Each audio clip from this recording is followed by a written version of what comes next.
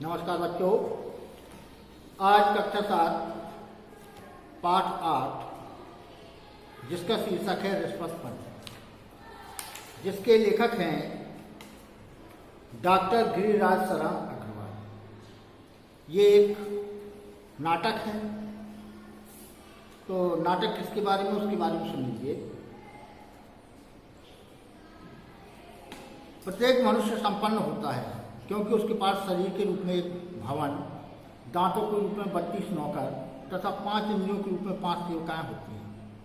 समय के साथ साथ सभी साथ छोड़कर चले जाते हैं। तब मनुष्य गरीब हो जाता है।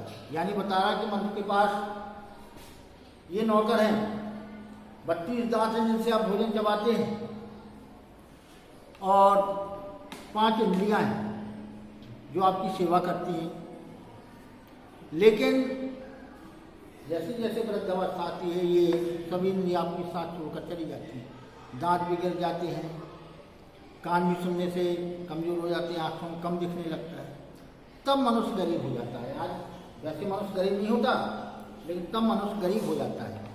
ये सभी नौकर निस्वार्थ भाव से हमारा कार्य करते हैं। जब मनुष्य बूढ़ा हो जाता है तब ये सभी नौकर साथ छोड़कर चले जाते हैं। बूढ़े मनुष्य का इस समाज में रहना बहुत मुश्किल होता है।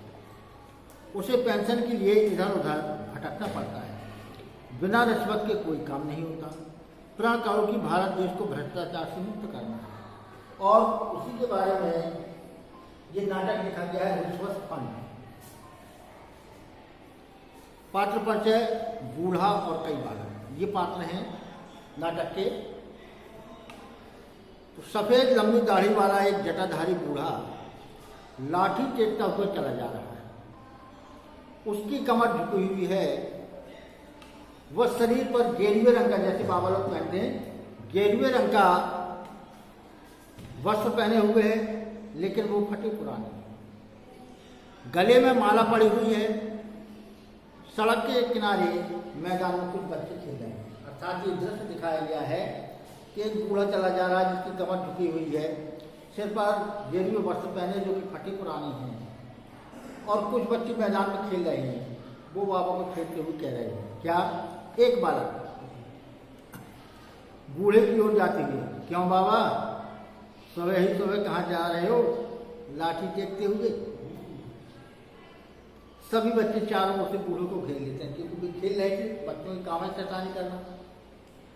बूढ़ा, जाओ बच्चों, मेरा रास्ता खोटा मत करो, मुझे जल्दी जाना है। दूसरा वाला, कहाँ जाना है बाबा? भीख मांगने जाना है ना, लो या पैसे मेरी तरफ से। वो पैसे देने लगता है। तो बच्चा जेब से पैसे निकालकर बूढ़े की ओर बढ़ाता है। बूढ़ा कड़े स्वर में, ना बेटे ना, मैं कोई भिखारी नहीं हूँ, मैं भीख नहीं मांगता हूँ। आप हमारे कपड़े देखकर तुम सोच रहे हो भिखारी, तो मैं भीख नहीं मांगता। तीसरा वाला व्यंग से, भिखारी नहीं हो तो क्या बादशाह हो? अरे भिखारी नहीं हो तो क्या बादशाह हो? तुम तो बाबा ऐसे बन रहे हो जैसे सचमुच कभी रईस रहे हो। चौथा बालक हंसी उड़ाती है, अरे बाबा को ऐसा वैसा मत समझो, चांदी के चम्मच मुंह में लेकर पैदा हुए। अर्थात जब ये पैदा हुए थे तो चांदी के चम्मच इनके मुंह में था। सभी बच्चे एक साथ हंसने लगते हैं। अर्थात बाबा की हंसी उड़ाते हैं और सभी हंसते हैं। बूढ़ा, तुम हंस रहे हो बच्चों, सच मानो कभी मैं भी दुनिया का एक खुशहाल आदमी था, लेकिन अब मैं वृद्ध हो चुका हूं। पहला वाला, खुशहाल या मालामाल? बोले खुशहाल कब होते हैं, जब माल हो। दूसरा वाला, कभी तुम भी राजा भोज थे अपने समय के, क्यों बाबा? तीसरा वाला, कभी राजा भोज थे, अब तो गंगू तेली भी नहीं रहे। अर्थात सभी बच्चे उस बाबा की हंसी उड़ाते हैं। चौथा वाला कहता है, अरे पहले भी गंगू तेली था बाबा, अब भी गंगू तेली है, बाबा बेकार में बन रहा है। अरे पहले से गरीब अब भी हो। पहला वाला बूढ़े से, क्यों बाबा? तुमने यह कहावत सुनी है, बदन पे नहीं लगता, शान दिखावे अलबत्ता। अर्थात बच्चा ही कहता है बाबा से कि बाबा आपने ये कहावत तो सुनी होगी, बदन पे नहीं लगता और शान दिखाए अलबत्ता। बच्चे फिर ठहाका मारकर हंसता। बूढ़ा, तुम अभी नादान हो बच्चों, तुम मेरी बात नहीं समझोगे। पहला बालक, समझेंगे क्यों नहीं? बाबा जरूर समझेंगे, पर समझने वाली कोई बात तो हो। बोले नहीं बाबा, आपकी बात हम जरूर समझेंगे, लेकिन कुछ समझने वाली बात तो हो जिससे हमें समझ में आए। तो बूढ़ा, यकीन करो मैं भिखारी नहीं हूं, समय का मारा हुआ हूं। कभी मैं भी बहुत संपन्न आदमी था, कभी मैं भी बहुत संपन्न आदमी था। एक बालक बूढ़े की ओर देखते हुए, बहुत संपन्न आदमी थे, क्या क्या था तुम्हारे पास? बाबा बताइए, मोटर गाड़ी थी या क्या था? कार थी? बूढ़ा ठंडी सांस भरते हुए, क्या नहीं था बच्चों, एक शानदार भवन था जो अब जर्जर हो गया है। अर्थात मेरे पास पहले बड़ा अच्छा मकान था जो अब टूटा फूटा हो गया है, अर्थात उसमें मरम्मत नहीं की और गिरने ही वाला है। 32 नौकर थे जो आदेश मिलते ही मेरी सेवा में लग जाते थे। तो बाबा अपनी रईसी का बता रहा है कि उस समय में मेरा भवन बहुत ही आलीशान था, लेकिन अब तो टूटा फूटा है, अर्थात मैं व्रत हो गया हूँ। मेरे 32 नौकर थे, यानी 32 क्या गांठ, तो जो आदेश मिलते ही मेरे सेवा में लग जाते थे। बालक, फिर उनका क्या हुआ बाबा? कहाँ चले गए वो नौकर? बूढ़ा, एक एक करके सभी मुझे छोड़कर चले गए। यानी जो मेरे 32 नौकर थे, एक एक करके, यानी एक एक दांत गिर गिर कर मेरे संपूर्ण दांत नष्ट हो गए। एक बालक, क्यों छोड़कर चले गए? क्या तुमने उनकी पगार नहीं दी होगी? क्यों बाबा?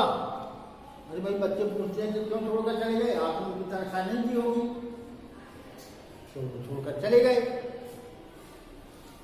दूसरा बालक, हाँ हाँ जरूर बाबा ने उनकी पगार मार दी होगी। दूसरा बालक कहते हैं हाँ, निश्चय यही है कि बाबा ने उनकी तनख्वाह नहीं दी, जिसके कारण नौकर वहां से भाग गए।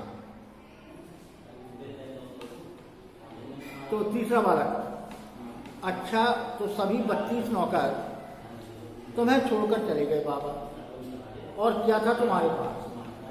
बोले ठीक है, हमने मान लिया कि आपके पास 32 नौकर थे जो एक एक करके आपको छोड़कर चले गए। अब इसके अलावा भी बताइए कि आपके पास और क्या था? 5 सेवकाएं थी, वे अब बहुत दुर्बल हो गई, कभी भी मेरा साथ छोड़। बोले मेरी 5 दासियां थी, जो इंद्रियां हैं हमारी, वो 5 दासियां थी जो अब शरीर के साथ वो भी कमजोर हो गए, और हो सकता है कब मेरा साथ छोड़ जाए, अर्थात मेरा बोलना, देखना या सुनना बंद हो जाए। कई बार एक साथ, तुम झूठ बोलते हो बाबा, तुम झूठ बोलते हो। हाथी मरकर भी 1.25 लाख का होता है, अर्थात हाथी मर भी जाए तो उसकी हड्डियां भी 1.25 लाख की बिकती हैं। यानी हाथी इतना बड़ा जानवर है, जब तक जीता है तब तक वो काम करता ही, वो करोड़ों का होता है, लेकिन मर भी जाता है तो भी 1.25 लाख का होता है, अर्थात उसकी हड्डियां ही फ्री में बिक जाती हैं। तुम तो 1.25 टके की भी नहीं रहेगी, या कैसे? एक बालक, अरे कुछ नहीं, खाली में सेखी बघाड़ता है। तो कह रहे मेरे पास कुछ नहीं रहता, खाली ऐसी झूठी बात कहता है। बाबा इतना सब तो था, तो इस हाल में कैसे पहुंच गए? बोले बाबा जब आपके पास इतने नौकर क्या करते हैं, जो कहाँ थी, फिर आप कैसे इस हालत में आ गए? दूसरा बालक, अगर तुम सच्चे हो बाबा तो इसका सबूत दो। बाबा से कहता कि बाबा यदि आप सच्चे हो तो इसका सबूत दीजिए। बूढ़ा जमीन पर कई बार अपनी लाठी पटकते हैं। गुस्से के कारण उसने बूढ़े ने जमीन पर अपनी लाठी पटकी। सुनो बच्चों, तुम जो मेरा यह शरीर देख रहे हो, बीमार, दुबला और कंकाल मात्र दिखाई, ये कभी बहुत शानदार और सजीला था। अर्थात इस समय जो मेरे शरीर को दिख रहा है, ये कभी बहुत शानदार था, मैं हृष्ट-पुष्ट था, बलवान था, बहुत शक्तिशाली और सुंदर। मैं इस भवन का राजा था। समय ने अब इसे खंडित कर दिया। बोले क्यों? बोले समय ने इसे शरीर को हिला दिया है, जिसके कारण मैं परेशान हूँ। एक बालक गंभीरता से सोचते हैं। बालक सोचने लगा, ऐसा कौन सा था? बाबा ठीक कहता है मित्रों, इसकी बात में दम है। अर्थात जो बात बाबा ने कही है सच्ची है। दूसरा बालक, तुम्हारे शानदार भवन की बात तो समझ में आ गई बाबा। अर्थात जो अपने शानदार भवन की आपने व्याख्या की है वो हम लोगों को समझ में आ गई। पर वह 32 नौकरों वाला तुम्हारा दावा तो हमें झूठ ही लगता है कि आपके पास 32 नौकर थे। बूढ़ा ऊंचे स्वर में, झूठ नहीं है बेटे। सुनो, कुछ समय पहले तक मेरे मुंह में 32 दांत थे, यही मेरे नौकर थे। आदेश मिलते ही यह सब मेरी सेवा में लग जाते थे। था जब आदेश मिलता, हर एक चीज खाने के लिए तैयार थे। मुझे खिलाते पिलाते थे, स्वादिष्ट भोजनों का आनंद देते थे। धीरे धीरे ये टूटने लगे, अलग हो गए। अब पोपले मुँह से रोटी चबाना भी मुश्किल है। अर्थात वो जो मेरे नौकर थे, शक्तिशाली नौकर थे, उन्होंने तरह तरह के भोजन खिलाते थे और हर समय मेरी सेवा में उपस्थित रहते थे। लेकिन अब वो धीरे धीरे समाप्त हो गया। अब तो मुझे अपने मुँह से रोटी चबाना भी मुश्किल होता है। तो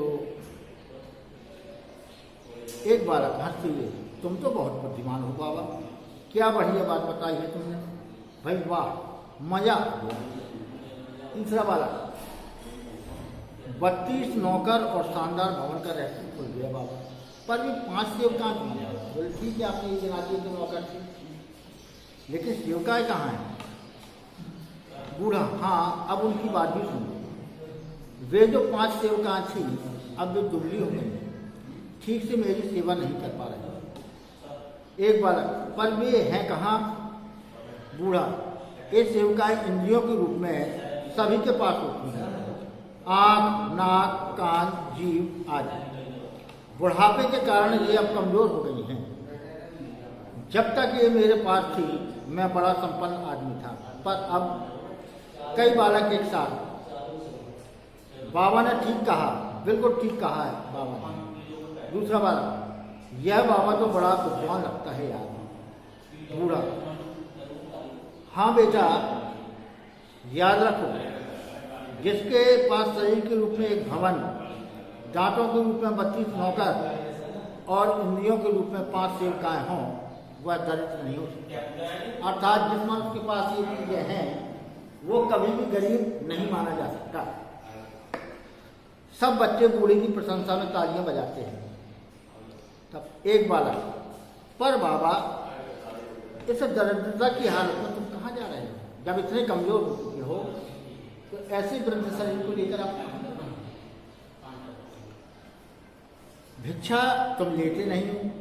फिर बूढ़ा, सुना है नगर में समाज कल्याण का मंत्री आया हुआ है। बोले मैं तो उस जगह पर जा रहा हूँ, मैंने सुना है कि इस नगर में समाज कल्याण विभाग का कोई मंत्री आया हुआ है, उन्हीं से मिलने जा रहा हूँ। बालक, हाँ हाँ बाबा आए हैं, डाक बंगले में ठहरे हैं, पर तुम उनसे क्या मदद लोगे? बूढ़ा, मदद वदद की बात नहीं है बालक, वह मेरा बेटा है। अर्थात जो इस समय डाक बंगले में समाज कल्याण का अधिकारी बनकर आया है वह मेरा बेटा है। दूसरा बालक आश्चर्य, तुम्हारा बेटा? क्यों झूठ बोलते हो बाबा? मंत्री और तुम्हारा बेटा होता तो तुम इस तरह सड़कों पर मारी मारी क्यों करते? अर्थात बच्चे को आश्चर्य इसलिए होता है कि जिसका पुत्र इतने बड़े अधिकारी के रूप में यहाँ मंत्री के रूप में उपस्थित, उसका बूढ़ा बाप इस तरह कमजोर होकर पति कार्य करना, तो यही समझकर उन्हें बात कुछ अच्छी नहीं लगी और इसी पर उन्होंने विश्वास नहीं किया और उन्होंने जो स्पष्टता कह दिया, बूढ़ा सच कहता हूँ बच्चों, वह मंत्री मेरा बेटा है।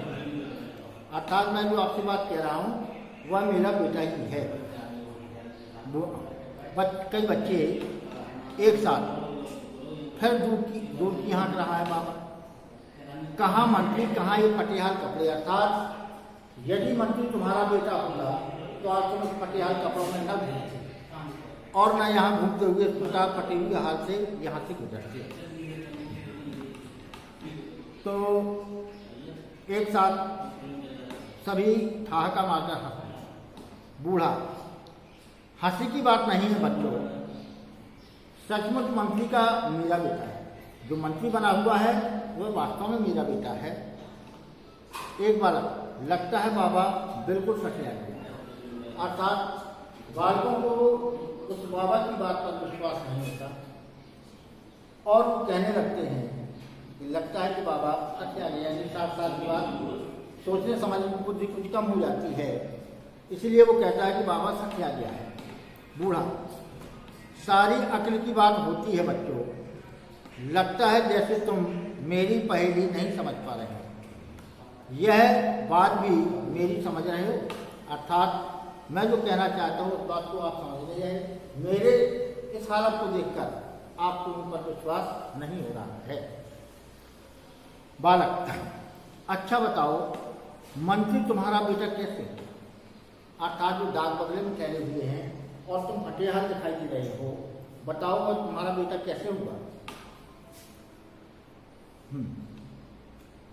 तो बूढ़ा कहता है, देखो बेटे, जैसे तुम बच्चों के पिता तुम्हारा पालन पोषण कर तुम्हें बड़ा बनाते हो, वैसे ही हम जनता के लोग चुनाव जिताकर फकीर को वजीर बना देते हैं कि नहीं? तब वह हमारा बेटा हुआ या नहीं? अर्थात उसने उदाहरण दिया कि पिता चुनाव माँ बाप बच्चे को बड़ा करके पालन पोषण करके उसे अच्छा बना देते हैं, उसी प्रकार हम भी जनता हैं, हम उसको चुनकर मंत्री बनाते हैं। तो इस प्रकार वो मेरा बेटा ही हुआ, अर्थात मेरी बात मानेगा।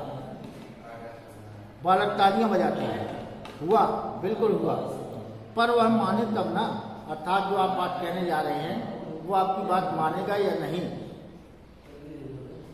बालक, बूढ़ा, नहीं मानेगा तो आगे मुँह की खाएगा, नहीं मानेगा तो आगे मुँह की खाएगा। एक बालक, पर तुम मंत्री से क्या मांगने जा रहे हो बाबा? अर्थात जो मंत्री जी आए हैं समाज कल्याण के, उनसे आप क्या मांगेंगे? दूसरा बालक, वह तुम्हारा भव्य भवन, 32 नौकर और 5 सेवका तो तुम्हें वापस दिला नहीं सकते। अर्थात वो शरीर को पुनः जीवित नहीं कर सकते। तीसरा बालक, वह तो अब भगवान भी वापस नहीं दे सकता है बाबा। बूढ़ा, मैं वह सब मांगने नहीं जा रहा हूँ बच्चों, मैं उसके पास एक प्रस्ताव लेकर जा रहा हूँ। बालक, कैसा प्रस्ताव बाबा? बूढ़ा, मैं उससे कहूँगा कि वह अपने विभाग में एक ऐसा फंड स्थापित करे जिसका नाम हो रिश्वत। अर्थात बोले मैं ना उनसे कुछ लेने जा रहा हूँ, मैं तो इतना कहने जा रहा हूँ कि वह अपने विभाग में ऐसा फंड स्थापित करे जिसका नाम हो रिश्वत फंड। अर्थात जो रिश्वत यहाँ वहाँ दी जाती है उसका फंड सरकार को दे दिया। तो एक बार रिश्वत फंड, तुम्हारा दिमाग तो नहीं चल गया है बाबा। अर्थात रिश्वत कहीं फंड होता है तो इसके कारण हो सकता है कि तुम्हारा दिमाग चल गया हो। बूढ़ा, दिमाग नहीं चल गया है बेटे, मैं सच कहता हूँ, एकदम सच। दूसरा बालक, तुम मखौल तो नहीं कर रहे हो बाबा? मखौल का मतलब हंसी मजाक। दूसरा बालक कहता है, कहीं आप हम लोग बच्चों से कोई हंसी या व्यंग्य विनोद की बात तो नहीं कर रहे हैं? हाँ। बूढ़ा, बिल्कुल नहीं, बिल्कुल नहीं। अर्थात मैं ऐसी बात तुम्हारे साथ हंसी मजाक की नहीं कर रहा हूँ। पहला बालक, तो बताओ इससे तुम्हारा क्या अभिप्राय है? अर्थात जो आप रिश्वत फंड बनवाने के लिए कह रहे, इससे आपका क्या तात्पर्य सिद्ध होता है? तो बूढ़ा, साल भर पहले मैंने वृद्धावस्था पेंशन के लिए प्रार्थना पत्र दिया था उसे। अर्थात अब वो वृद्ध आदमी बताता है कि साल भर पहले मैंने वृद्धावस्था पेंशन के लिए प्रार्थना पत्र दिया था। एक बार फिर क्या हुआ, बूढ़ा 125 रुपये पेंशन के लिए मांगते मांगते मेरी लाठी भी घिस गई और गिर गया। बोले पेंशन में कितना मिल रहा है वृद्धावस्था में? 125, जिसके लिए मैं चक्कर काटते काटते मेरी लाठी भी गिर गई है और चलते चलते मेरी जूती भी गिर गई। बालक, और कपड़े भी फट गए। क्यों बाबा? अर्थात जिस दिन तो उसके कपड़े फटे हुए तो कहती क्या कपड़े ही फट गए? बूढ़ा, हाँ बेटे, पर पेंशन मंजूर नहीं हुई। अर्थात मेरी लाठी घिस गई, जूते भी घिस गए और कपड़े भी फट गए, लेकिन वो 125 रुपये की मेरी पेंशन मंजूर नहीं हुई। तो बालक, क्यों पेंशन मंजूर नहीं हुई? अर्थात 125 रुपये की पेंशन मंजूर हो जाना चाहिए था। बूढ़ा, समाज कल्याण कार्यालय के बाबू से लेकर अधिकारी तक सभी पैसे मांगते हैं। अर्थात जहाँ भी प्रार्थना पत्र लेकर जाता हूँ वहाँ सभी पैसे नहीं मांगते। अधिकारियों चाहे बाबू हो चाहे चपरासी हो, सभी क्या होते हैं? पैसे मांगते हैं। और पैसे भी थोड़े बहुत नहीं, पूरे 500। 125 रुपये मुझे पेंशन लेनी है और वो मुझसे कितने मांगते हैं? बोले 500 दो 500। तो दूसरा बालक, पहला बालक, और 500 होते तो बाबा पेंशन के लिए भागता ही क्यों? बोले 500 होते तो पेंशन के लिए क्यों भागते आप? तो दूसरा बालक, पर आजकल तो पैसा पैसे को खींचता है।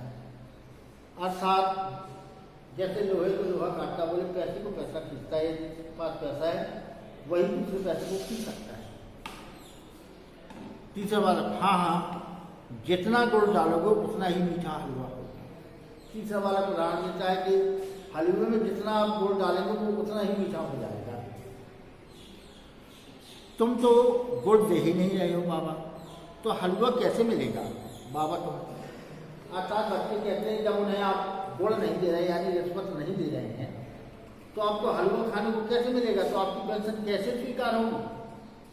ये बच्चे बाबा से कहते हैं उपहार सवाल हुए। बूढ़ा, इसीलिए तो कहता हूं मंत्री को अपने विभाग में एक रिश्वत फंड भी खोलना चाहिए। बोले बस इसीलिए तो मैं कहना चाहता हूं मंत्री जी को कि अपने विभाग में एक रिश्वत फंड कर दीजिए, कम से कम वो फंड देकर हम लोगों की पेंशन को बन जाएगी। वो पैसा कम से कम गवर्नमेंट के फंड में तो जाएगा। एक बार, ताकि ऐसा व्यक्ति जिसके 32 नौकर उसका साथ छोड़ गए हो, 5 दासियों ने ठीक तरह से काम करना बंद कर दिया हो, जो वृद्धावस्था पेंशन लेने के लिए मजबूर हो, विभाग के रिश्वत फंड से लेकर रिश्वतखोरों को रिश्वत दे सके। अर्थात रिश्वत फंड जो होगा उससे लेकर वो रिश्वतखोरों को रिश्वत दे सके जिससे उसका काम हो जाए। सब बच्चे ठहाका मारकर हंस पड़ते हैं। अर्थात बच्चे व्यंग्य विनोद की बात भी करते हैं और लेकिन उसका हकीकत भी। बूढ़ा, अच्छा बच्चों मैं चलता हूँ अपने प्रस्ताव से। बोले जो बात आपसे होनी थी आपके साथ बात हो गई, अब मैं अपना प्रस्ताव लेकर मैं चलता हूँ, अर्थात सभी मंत्री जी के यहाँ जाना है। बस सब बच्चे हम भी चलते हैं, चलो चलो। यानी बच्चे भी चल जा रहे हैं। बोले क्यों? बोले आप अकेले क्यों जा रहे हैं? हम भी आपके साथ चलते हैं, वहाँ जाके देखें क्या बात होती है। सब बच्चे बूढ़े के पीछे पीछे चलते जाते हैं। अब देखिए बूढ़े ने कहा कि भाई मुझे पेंशन स्वीकार करा नहीं है, मंत्री से मिला हूँ। तो बूढ़ा आगे आगे जाता है लेकिन बच्चे भी उसके पीछे पीछे जाते हैं। डाक बंगले के सामने बड़ी संख्या में लोग खड़े, यानी जहाँ वो समाज कल्याण के मंत्री ठहरे हुए थे वहाँ उन्हें पहले से ही लोगों की बड़ी भीड़ दिखाई दी। लंबे कुर्ते पहने, टोपियां लगाए, अर्थात ये नेता लोग थे। लंबा कुर्ता पहनना और टोपियां सिर पर, ये नेता लोग थे। बूढ़ा और 3-4 बच्चे भी एक तरफ खड़े हो जाते हैं। वहाँ देखा कि पहले से नेता लोग बड़े बड़े कुर्ते पहने और टोपियां लगाए खड़े, तो ये बूढ़ा और बच्चे भी एक तरफ खड़े हो जाते हैं। तभी भीतर से मंत्री जी निकलते हैं। मंत्री जी का आगमन होता है, वो कमरा छोड़कर बाहर आते हैं